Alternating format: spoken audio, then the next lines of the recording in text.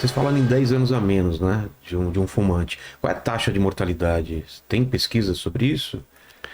Pelo cigarro? É. No Brasil, 160 mil pessoas a cada ano por causa do cigarro, juntando todas as causas. Dessas, 28, 29 mil só de câncer de pulmão. Então, não é pouca coisa. Existem vários tipos de câncer de pulmão ou não? Vários. É? Quais são os principais? Câncer de pulmão tem nome e sobrenome, né? A gente separa... Tem uma imagem, Helene, de como que é o câncer de pulmão? Assim, um desenho, alguma coisa, para entender o que eles estão falando, para demonstrar para o pessoal? Tá bom. Então, a gente separa historicamente, né, no começo do estudo do câncer de pulmão, tudo que o patologista tinha para diferenciar um tipo do outro era o aspecto das células no microscópio. Então, ele separava células pequenas e células não pequenas, que aí era um grande grupo, né? E aí, o tipo mais comum de câncer de pulmão, que é mais de 85% dos casos, é esse de células não pequenas. E ele se divide, né, em duas famílias, conforme o tipo de célula, que é o adenocarcinoma, que é o mais frequente, que se origina de células glandulares, né, células que produzem muco no aparelho respiratório, e o carcinoma de células escamosas, que é aquele das células de revestimento do aparelho respiratório. Então, esses são os principais, né? Mas existem vários tipos, e cada um deles com particularidades que vão determinar a diferença no diagnóstico, diferença no tratamento, porque eles no comportamento biológico da doença, que pode ser mais agressivo ou menos agressivo, no perfil de crescimento dela para outros órgãos. Então, não é uma doença homogênea e que não aflige as pessoas de uma forma homogênea. E a forma de diagnóstico é relativamente rápida, assim? O teste genético, eu queria que também incluísse se o teste genético adianta alguma coisa, né? Então, o diagnóstico, ele não é fácil no início da doença. Isso no mundo todo e também no Brasil, no momento do diagnóstico, mais de 3/4 dos pacientes já têm uma doença ou localmente avançada, que já cresceu na região do tórax, ou uma doença avançada que já tem metástase. Isso, mais de 3/4 dos pacientes no momento do diagnóstico. Porque no comecinho da doença, quando era só um nódulozinho no pulmão, um carocinho no pulmão, ela não provoca dor, pode não provocar tosse, pode não provocar perda de peso. Então, a falta de sintoma no começo da doença faz com que muitas vezes a busca voluntária de um paciente que percebe alguma coisa diferente por um diagnóstico aconteça só no momento de uma doença avançada e que naturalmente vai implicar uma evolução pior, um tratamento mais duro, né? E todo o nosso esforço aí de tentar antecipar esse diagnóstico, por exemplo, com o rastreamento. Você define o que é uma população de alto risco, por exemplo, fumante acima de 50 anos. Sim. Então vamos chamar essa população de alto risco e fazer um exame para buscar pessoas sem sintoma que podem ter um câncer silencioso. Por exemplo, uma tomografia com baixa dose de radiação. Então isso existe. Tá? Ainda não está incorporado no SUS, né? É algo que está mencionado na lei, né, recém-promulgada, que é a Política Nacional de Prevenção e Controle do Câncer. Há uma parte do texto dessa lei dedicada a promover um programa de rastreamento de câncer, não só do pulmão, mas da mesma forma como a gente já tem de mama, de colo de útero, né? Mas ainda não está rodando na prática de uma forma, digamos, universalizada, porque ainda não foi incorporado pelo Sistema Único de Saúde. Essa imagem é o que, Helene, que você pegou? Essa aí é uma tomografia, né? E tem uma imagem de radiografia também aqui, de chapa de pulmão também aqui, que eu achei. Ficaram famosas aquelas cenas que o pessoal, depois que a pessoa morre, mostra o pulmão preto, né? Negro É assim mesmo? Fica. Por que fica aquilo?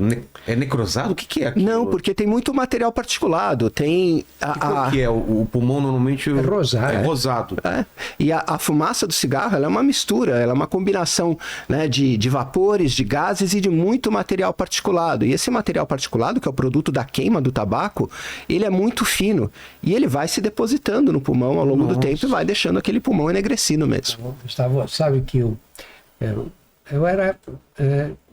finalzinho, eu era residente do hospital e a gente instrumentava cirurgias, não é? E tinha um cirurgião de tórax lá no Hospital das Clínicas da USP, que era muito muito respeitado, que é o Najib Puri. Conheci.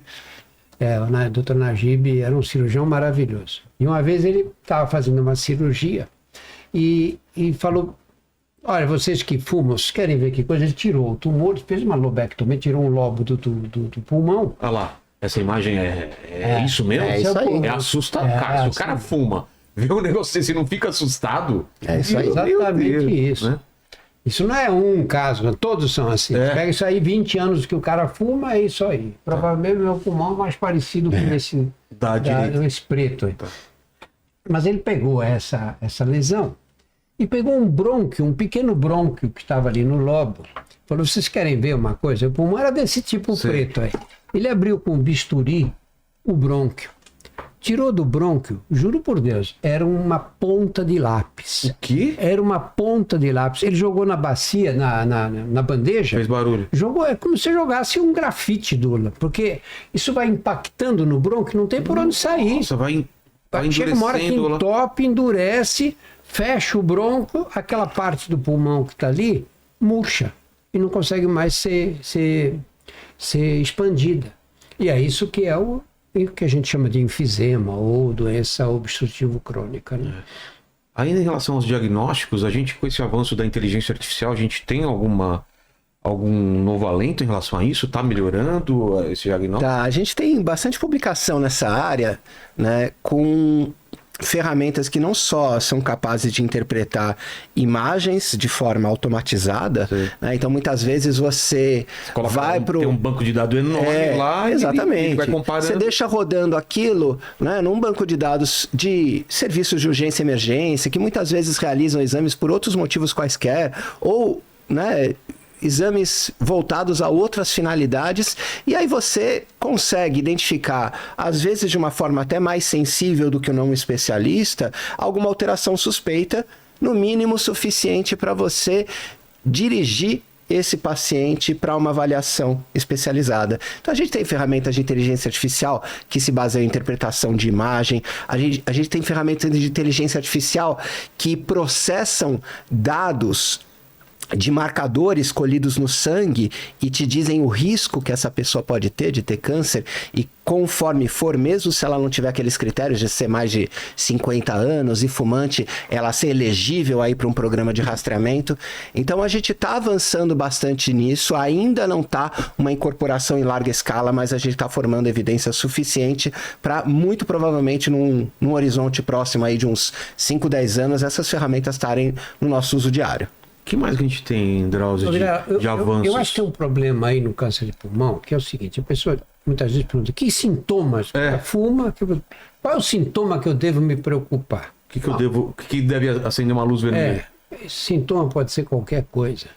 Por quê? Porque um tumor como esse que a gente viu aí, provavelmente não provoca nenhum problema, porque ele é pequeno, ele comprime um pouco aqueles brônquios ali, mas isso não chega a ter nenhuma repercussão. Ele não é, o pulmão, o tecido pulmonar não é inervado, então ele não dói. Ele não dói. Vai doer quando? Quando ele encostar na pleura, que é a camada, é aquela membrana que envolve o pulmão. Essa sim, é muito inervada. Aí ele vai ter dor. Aí dor no peito, ele quando respira fundo dói, etc. Mas às vezes esse tumor tem 4, 5 centímetros e não encostou na pleura. Libera células que vão se alojar em outros órgãos. Aí você pega um doente que vai para o ortopedista porque ele está com uma dor na coluna. Dor na coluna todo mundo tem, ele fica lá, o ortopedista pede uma ressonância da coluna e pode fazer o diagnóstico de uma metástase óssea, mas pode não pedir a ressonância também. Aí você tem o outro que de repente cai na rua e tem uma convulsão. É uma metástase cerebral do câncer de pulmão, que é um acontecimento com relativa frequência. Ah, é? E você pode ter um cara que de repente tem uma falta de ar muito grande porque juntou líquido no pulmão de uma hora para outra. Sabe? Os sintomas são muito variados. O desafio qual é? É você fazer o diagnóstico ali. Por isso é que você pega o doente que teve uma gripe forte, foi para o pronto-socorro e o médico diz: vamos fazer uma tomografia do tórax. Faz a tomografia e encontra um tumor desse. Isso é uma grande sorte. Uma grande sorte. O diagnóstico precoce do câncer de pulmão Diagnóstico clínico, não o radiológico. O radiológico faz, o tumor pode ter 1 centímetro que você surpreende na tomografia. Mas o diagnóstico clínico é obra do acaso. É mesmo. Obra do acaso. Aí você vai diagnosticar uma doença já avançada. Aí você vai tratar como essa doença que já se espalhou. Não adianta você operar o pulmão, na maioria das vezes. Não adianta operar, porque a doença já está nos ossos ou já está no fígado, por exemplo. Em que momento dá ou pra no operar? cérebro. Você opera quando a lesão está ali quieta. Tá. E aí você opera, não tem doença à distância e você vai curar esse doente, ou pelo menos tem uma chance boa de curar. Muito bem. Quando você pega uma doença que já se espalhou, quais são as alternativas que você tem? As alternativas em oncologia, quais são? Cirurgia, nesse caso não se faz mais. Radioterapia. Não adianta você radiar a lesão se ele já tem metástase nos ossos, no cérebro, em outras localizações. Você vai depender da quimioterapia, que a quimioterapia você injeta droga na veia e a droga se espalha. E pelo vai corpo onde todo. tiver, ela Vai mata. onde tiver, ela vai chegar. Sei. Ou a indústria fez o quê? A quimioterapia tem várias desvantagens, né, que são conhecidas até da população de um modo geral. Mas às vezes em câncer de pulmão você pode ter respostas brilhantes em alguns casos. Aí a indústria foi o quê? Foi dizer, vamos encontrar os caminhos pelos quais a célula normal se diferencia em célula maligna. Quais são os caminhos que ela segue? Que proteínas estão envolvidas nesse percurso? Quais são os genes que estão ativados? E aí passou a desenvolver essas chamadas de moléculas ou de drogas inteligentes. Uma aproximação um pouco pretensiosa,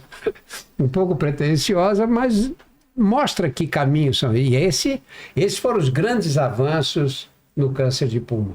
E vocês são otimistas em relação ao que se faz, as ações do governo, em relação à informação? Como a gente está hoje em dia?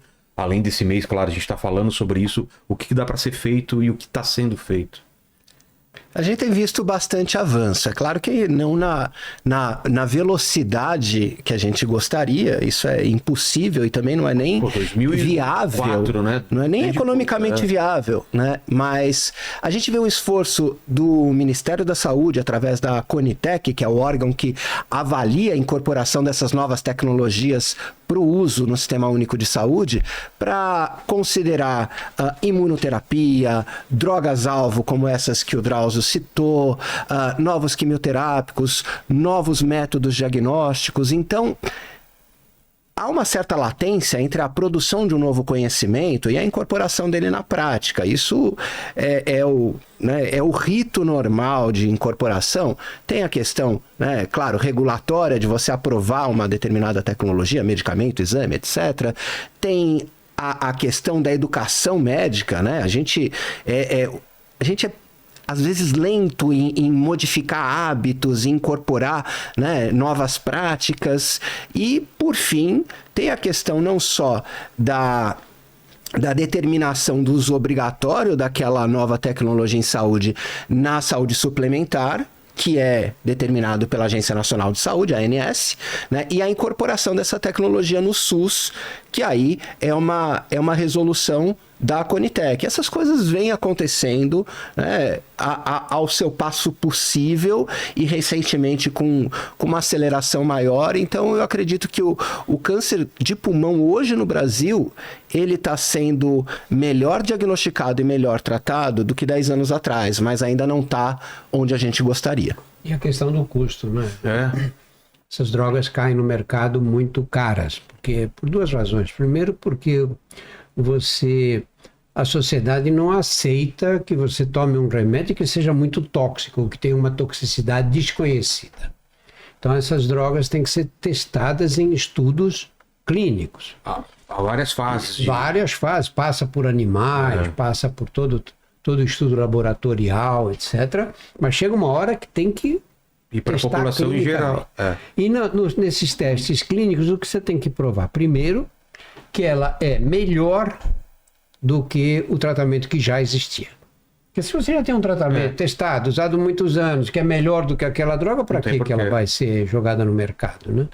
Esses estudos hoje são estudos grandes. Não adianta você pegar 20, 30, 50, 500 pessoas e tratar, não. Eles são feitos de que maneira? Você tem que comparar a droga que você estudou com o melhor tratamento existente. E vai analisar no decorrer de um tempo longo quais são os efeitos colaterais, os efeitos indesejáveis, quais são os resultados. E esses estudos são chamados de multicêntricos. Eu não posso chegar no meu hospital e dizer, eu vou estudar essa droga aqui. Tudo bem, posso fazer esse estudo, mas não é o que vai ser exigido na hora de aprovar a droga. Para ser aprovada, ela tem que ser feita em vários centros. De preferência, nos 5 continentes. Você tem que ter um hospital, 3, 4 hospitais na Europa, 5 nos Estados Unidos, 1 no Brasil, 1 no Uruguai, outros 2 no Japão. Esse é o estudo ideal. Esses estudos são caríssimos. Imagina porque eles têm que ser fiscalizados, tem toda uma estrutura por trás deles para você poder fazer.